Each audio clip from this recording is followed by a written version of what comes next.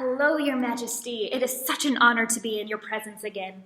So, you know how you tasked me to find a more efficient way to trade with Asia?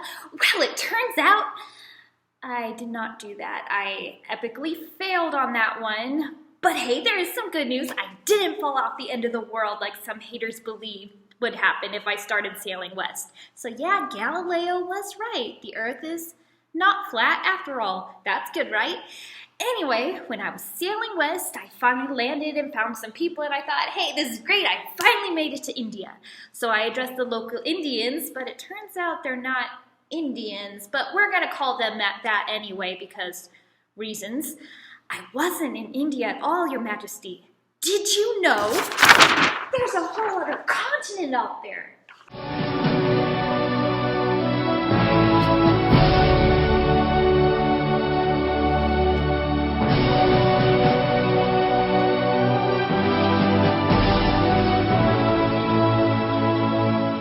So the era known as the Age of Exploration, sometimes called the Age of Discovery, was the time when Europeans began exploring the world by sea in search for new trading routes, wealth, and knowledge.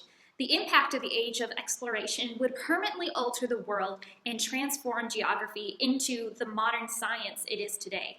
Many nations were looking for goods such as silver and gold, but one of the biggest reasons for exploration was the desire to find a new route for the spice and silk trades.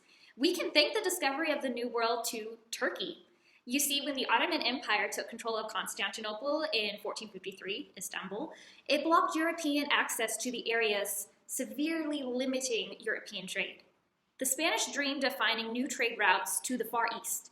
So Christopher Columbus, not the director of the first two Harry Potter movies or Night at the Museum, different guy, was an Italian working for the Spanish monarchy.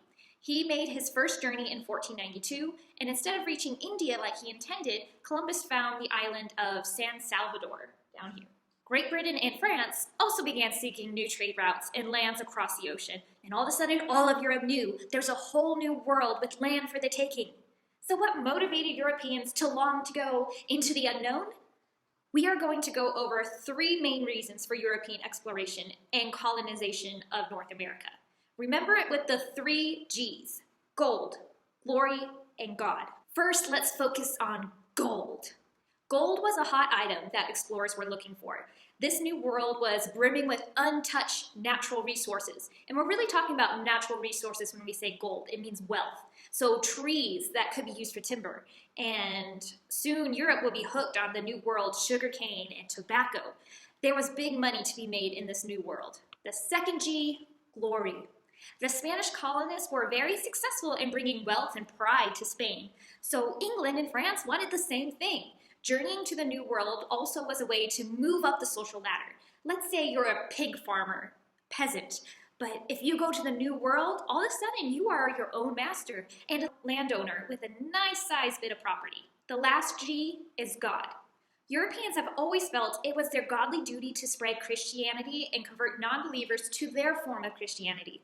Now they were aware of these millions of unsaved souls in the Native Americans.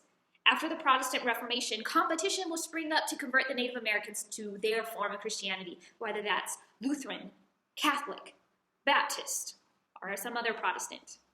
The Jesuits, which were a division of Catholics, were some of the most active in the New World. Europeans will also come to the New World to be able to practice their religion without fear of persecution. This will be true when we talk more on the Pilgrims in a later class.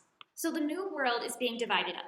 Spain is marking out its territory in Mexico and Texas and the west coast of the US.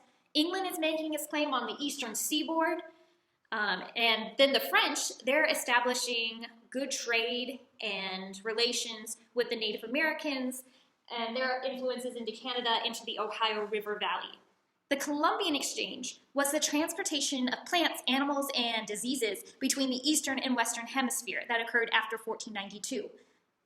Europe would introduce the Native Americans to things like wheat, oranges, grapes, onions, horses, sheep, goats, cows, cats, and rats.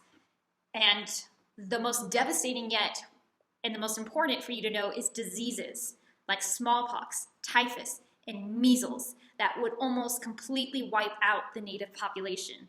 The New World will also introduce stuff to Europe that they did not have before. The New World introduced them to corn. They never had corn before. They never had tomatoes before, or even potatoes, which Ireland will eventually become so dependent on the potato. They introduced chocolate, tobacco, and the turkey bird. Here's a fun fact about the turkey bird.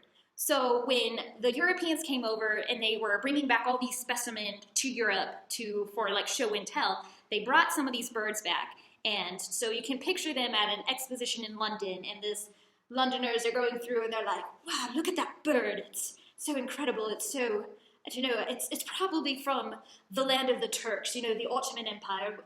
It's a Turk. It's a turkey. And that's how it got its name. There are so many factors that were pushing Europeans out of Europe and into America. They were fascinated by the idea of religious freedom, the untapped resources, a less restricted government. But some of the migrants who came to this new world, they're not going by their own choice. A lot are going to come by force. Only a few years after the first colony was established in the New World did the first African slave ship also arrive.